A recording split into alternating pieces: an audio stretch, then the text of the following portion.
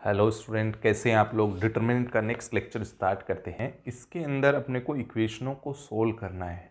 जैसे अपने पास 2 वेरिएबल की इक्वेशन होगी, 3 वेरिएबल की इक्वेशन होगी, और सबसे पहले ये भी पता करना पड़ेगा कि वो जो है कंजिस्ट कर रही है या कंजिस्ट नहीं कर रही।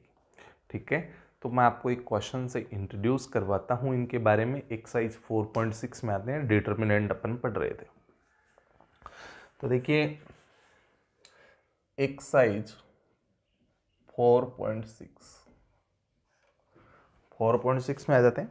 तो इसके अंदर अपने को ये बताना है कि इक्वेशन कंजिस्टेंस है या नहीं है, मतलब इक्वेशन कंजिस्ट कर रही है या नहीं कर रही। यूनिक सॉल्यूशन के लिए बात करेंगे। तो सबसे पहले फर्स्ट क्वेश्चन है x + 2y = 2 और 2x + 3y = 3। अपने को बस ये चेक करना है कि कंजिस्ट कर रही है या नहीं कर रही।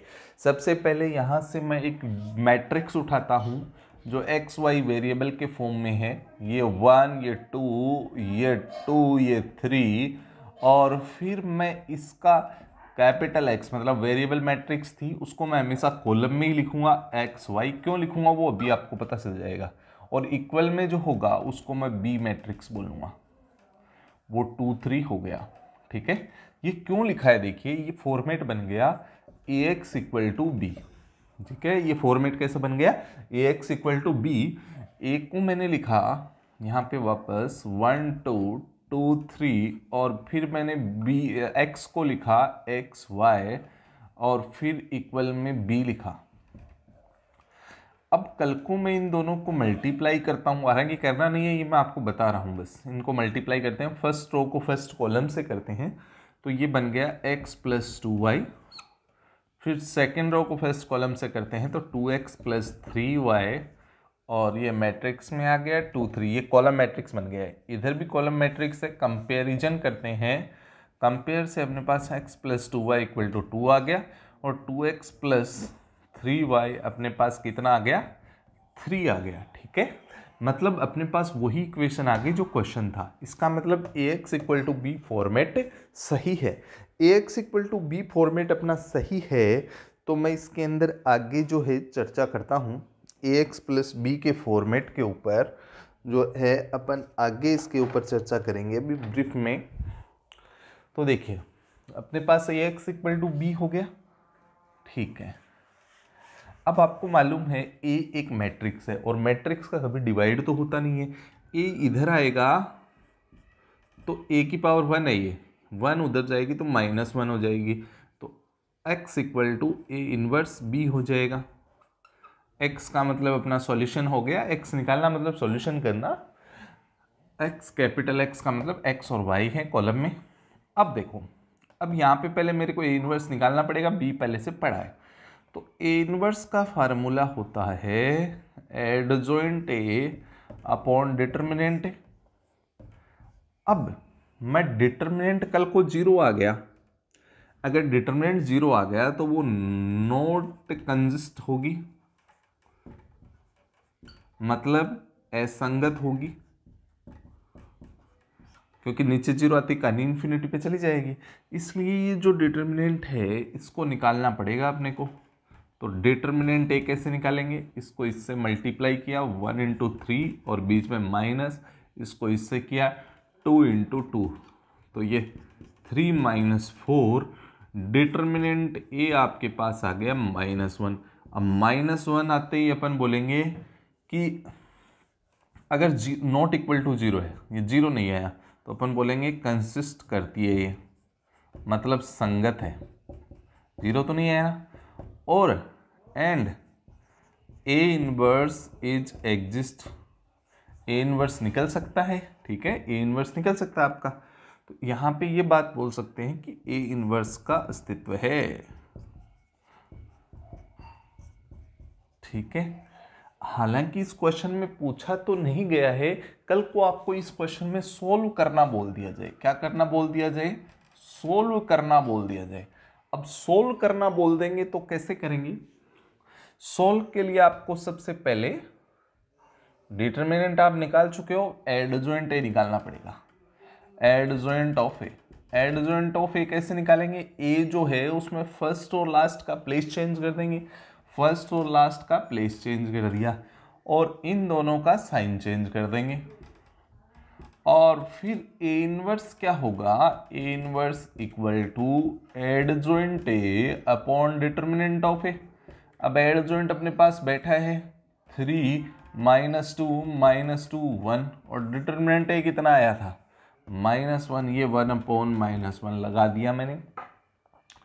अब देखिए x इक्वल टू क्या होता है, ए इनवर्स बी होता है, ये रहा x equal to a inverse b. अब ए इनवर्स का वैल्यू यहाँ पे पुट कर देंगे, ये 3 -2 1 और फिर b का वैल्यू पुट कर देंगे, b का वैल्यू कितना है 2 3। अब अपन इसको कैसे करेंगे, 1 अपॉन -1 क्रॉस मल्टीप्लाई कर देते, सॉरी मैट्रिक्स मल्टीप्लिकेशन कर देते हैं यहाँ पे। अब मैट्रिक्स मल्टीप्लिकेशन करेंगे तो क्या होगा, फर्स्ट कॉलम से होगी तो ये हो जाएगा 6 और ये -6, ऐसे इसको करेंगे तो ये -4 ये +3, तो अपने पास 1 अपॉन -1 0 और ये -1 आ गया। -1 का दोनों में डिवाइड कर देंगे और इधर x का वैल्यू भी लिख देंगे xy और इधर माइनस का डिवाइड करेंगे, 0 पे कोई फर्क नहीं पड़ेगा, ये +1 हो जाएगा। कंपैरिजन से अपने पास x का वैल्यू तो आ गया 0 और y का वैल्यू आ गया 1।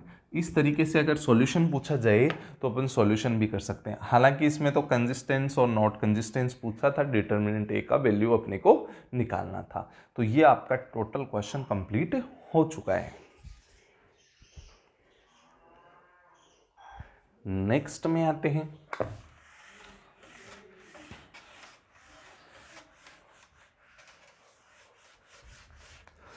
Question number 2। क्वेश्चन नंबर 2 आपका है 2x - y equal to 5, x + y equal to 4। अब जैसे इसके अंदर से, अब इसमें केवल मैं कंसिस्टेंस और नॉन कंसिस्टेंस पे चर्चा करूंगा। तो यहाँ पे a का वैल्यू निकालेंगे, a का वैल्यू कितना आया 2 -1 ये 1 1। फिर x निकाल लेंगे, x का मतलब कैपिटल X का मतलब स्मॉल x और y कॉलम में, और फिर b निकाल लेंगे, b जो इक्वल में होते हैं कांस्टेंट 5 और 4। अगर कल को 5 इधर होता तो उसको इस साइड लाना पड़ता अपने को नॉर्मल इक्वेशन फॉर्मेट से। अब ax इक्वल टू b का फॉर्मेट बन रहा है तो अपन बोलेंगे x equal to a inverse b, और ए इनवर्स बी जो होता है वो होता है एडजॉइंट ए अपॉन डिटर्मिनेंट ए होता है। अब यहाँ पे अपने को डिटर्मिनेंट निकालना है। अब डिटर्मिनेंट ऑफ ए कैसे निकालेंगे, इसको इससे इंटू कर देंगे 2 × 1 और बीच में माइनस, इसको इससे इंटू कर देंगे 1 × -1 2 हो गया, ये माइनस माइनस प्लस हो गया। डिटर्मिनेंट ए इक्वल टू आ गया 3 का मतलब हो गया नॉट इक्वल टू 0। अब नॉट इक्वल टू 0 आने का मतलब ये 0 नहीं आया तो अपन बोलेंगे कि कंजिस्ट है, मतलब संगत है, और अपना क्वेश्चन बन चुका है। ठीक है, बस इतना ही बताना है। सॉल्यूशन करवाना होता तो वो आगे का काम करते। ये क्वेश्चन 6 तक तो ऐसे ही करना है, फिर 7 से आपको वो सॉल्यूशन निकालने हैं। ठीक है, थर्ड क्वेश्चन में आते हैं।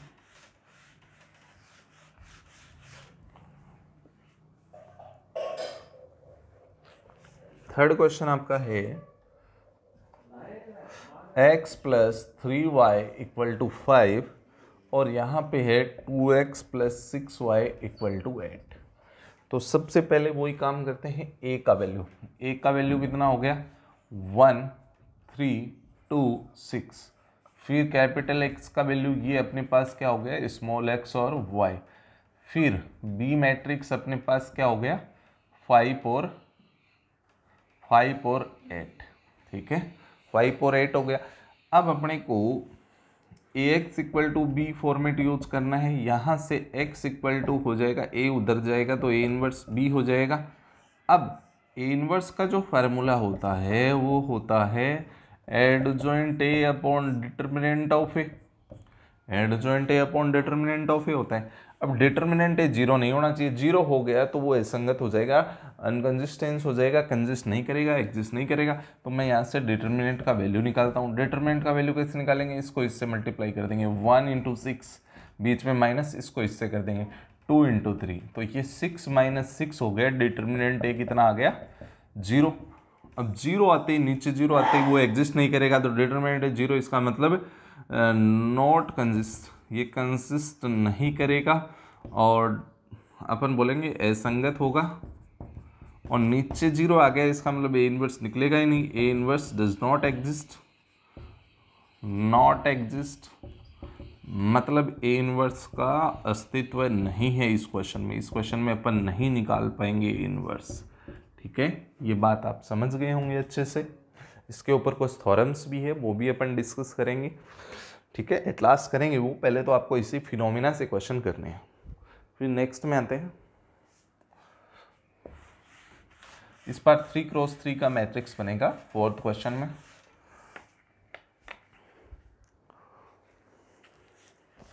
फोर्थ क्वेश्चन जो अपना है वो ये है कि x + y + z = 1। फिर है अपने पास 2x + 3y + 2z = 2। और क्वेश्चन में थोड़ी सी मिस्टेक है, मेरे पास a लिखा हुआ है, अभी चेक कर लेते हैं।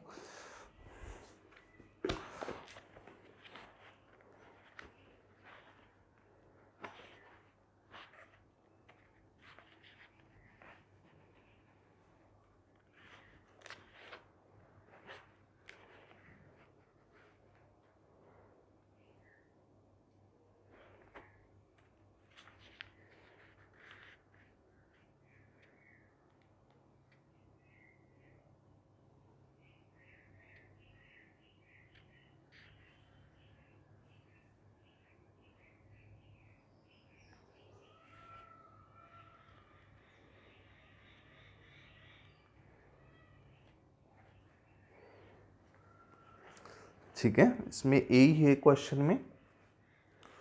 तो अब अपने को इसके अंदर लास्ट इक्वेशन जो है उसमें ए ही है, तो ये क्वेश्चन है, उससे वो अपन थ्योरम भी समझ पाएंगे कि x + ay + 2az = 4 है। तो सबसे पहले देखिए अपन एक काम करते हैं इसके अंदर। सबसे पहले ax = b का फॉर्मेट बन रहा है, a का वैल्यू जो है और x = a इनवर्स b होगा। अब देखिए सबसे पहले, और a इनवर्स = होगा adjoint a upon determinant of a। अब यहाँ पे अपन सबसे पहले a का वैल्यू निकालेंगे। a का वैल्यू 1 1 1 हो जाएगा, जो कोफिशिएंट x y z के, फिर 2 3 2 हो जाएगा, फिर a 2a हो जाएगा। ये मैट्रिक्स है, इसलिए आप एक कॉलम से या रो से कॉमन नहीं ले पाएंगे, इस बात का ध्यान रखना है। फिर x आपका हो जाएगा, x y z भी है इसमें, तो कॉलम मैट्रिक्स में हो जाएगा। और फिर b का वैल्यू जो होगा वो भी कॉलम मैट्रिक्स में हो जाएगा, 1 2 4, जो इक्वल में लगे हुए हैं कॉन्स्टेंट। ठीक है, अब देखिए इस क्वेश्चन में थोड़ी प्रॉब्लम है, इसमें एक a आ रहा है, a अपने प्रॉब्लम कर सकता है, तो अपन डिटर्मिनेंट a निकालेंगे। डिटर्मिनेंट a निकालते हैं, 1 जिस रो और कॉलम में उसको छोड़ दो, 1 फर्स्ट जिस रो और कॉलम में उसको छोड़ दो, तो क्या बचा, 3 2a 2a। फिर साइन चेंज करेंगे, -1, फिर 1 जिस रो और कॉलम में उनको छोड़ दो, तो ये आपका बन गया 1 1 a 1 1 2 2 1 1, सॉरी ये गया और ये गया, तो 1 1 नहीं आएगा, यहाँ पे आएगा 2 2 और a और 2a। और फर्स्ट वाले में a और, हाँ ठीक है, थर्ड वाले में 1 आ जाएगा, और यहाँ पे आ जाएगा थर्ड वाले में, फर्स्ट वाले में आ गया था ये, इसमें आ गया था। अब इसके अंदर आएगा 3 2 3 2 3, और ये आ जाएगा a।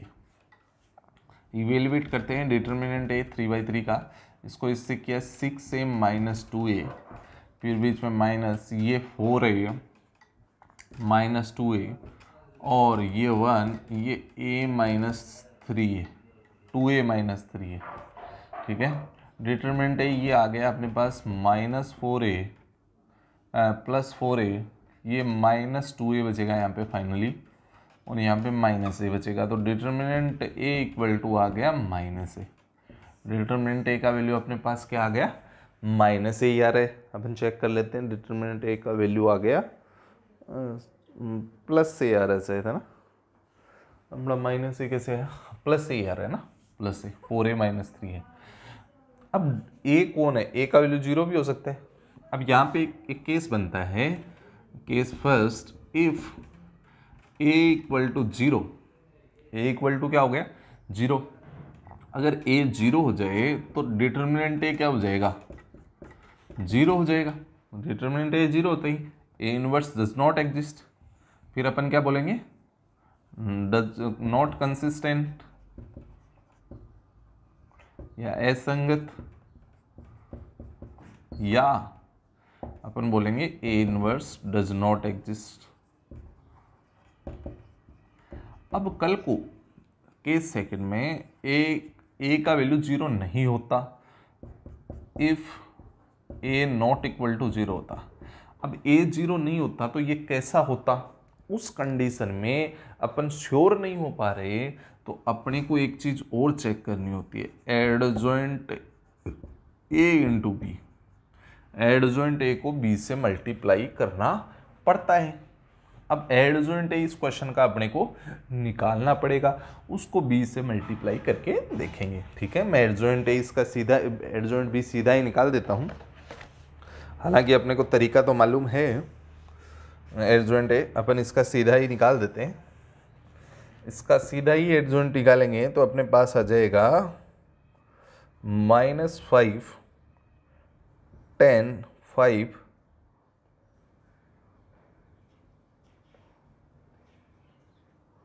और -3 6 3 -6 12 6।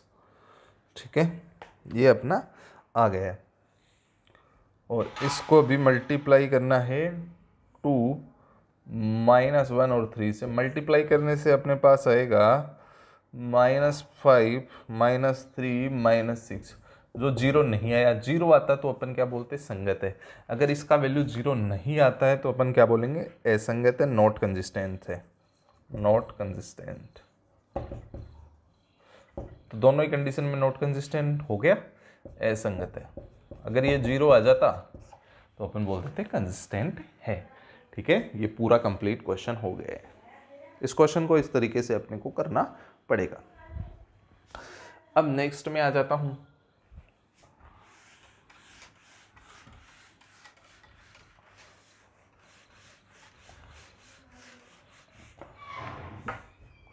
फिफ्थ क्वेश्चन में आ जाते हैं।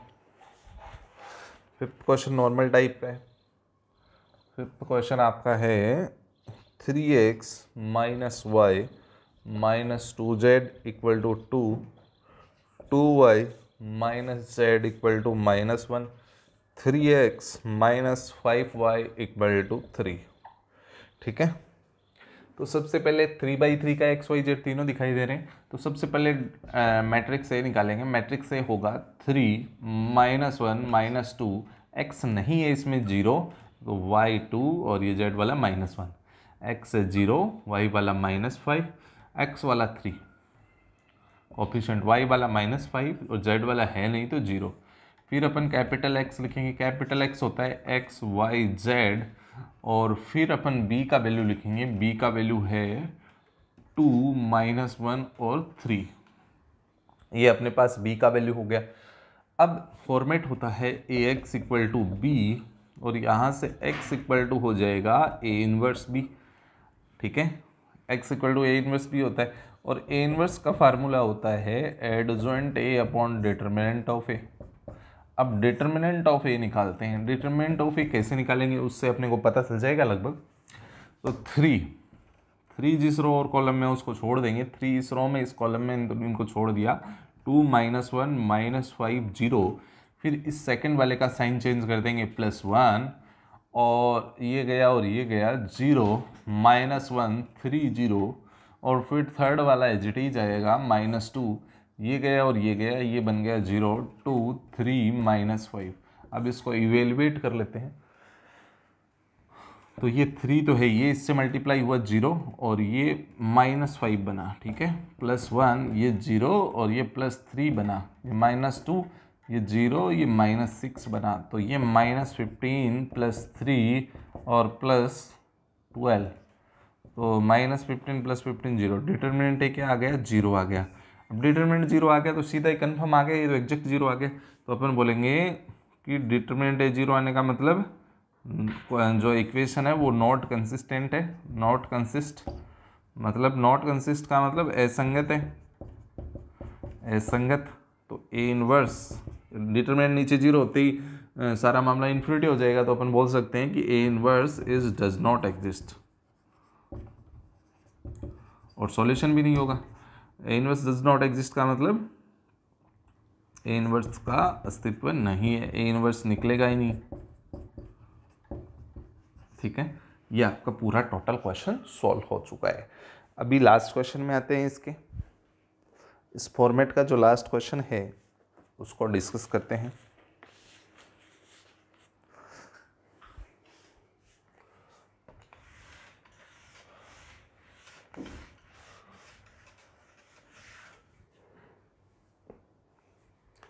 अपने पास 6th क्वेश्चन है 5x - y + 4z और 2x + 3y + 5z और ये है 5x - 2y + 6z और यहाँ पे इक्वल में अपने पास है 5, 2 और -1। सबसे पहले अपन वो मैट्रिक्स ढूंढते हैं जो A है। ये मैट्रिक्स आपका क्या हो जाएगा, यहाँ से अपने पास 5 - 1 4 2 3 5 5 - 2 6, उसके बाद में अपन कैपिटल X वेरिएबल मैट्रिक्स ले लेते हैं। इसमें 3 वेरिएबल है X Y Z, ये हमेशा कॉलम में ही लेना है और इक्वल B वाला भी जो है वो कॉलम में लेना है, 5 2 -1। अब जो है Ax = B का फॉर्मेट चल रहा है, तो X = क्या हो जाएगा, A इनवर्स B। अब A इनवर्स का जो फॉर्मूला होता है वो होता है A inverse = adjoint A upon determinant of A। अभी डिटर्मिनेंट से अपने को पता चल जाएगा, तो डिटर्मिनेंट A कैसे निकालेंगे, डिटर्मिनेंट A ऑफ A = 5 को छोड़ा, 5 जिस रो और कॉलम में उसको छोड़ दीजिए, तो 3 5 - 2 6, फिर सेकंड का साइन चेंज होगा +1, ये गया और ये गया, ये 2 5 5 6, ऐसे अपन 3/3 का डिटरमिनेंट सॉल्व करते हैं। फिर थर्ड वाला एज इट इज 4, ये गया और ये गया, 2 3 5 - 2। अब अपन इसको सॉल्व कर देते हैं, ये 5 तो ही बाहर, ये इससे मल्टीप्लाई हुआ 18, बीच में माइनस, इसको इससे किया तो -10 तो +10 हो गया, फिर 1 ये इससे इंटू हुआ तो 12 -25 हो गया, ये 4 हुआ, ये -4 -15 हो गया। अभी देखिए 5 और ये 28 हो गया, यहाँ 1 था। अब ये अपने पास आ गया -13 और ये +4 ये -19 आ गया।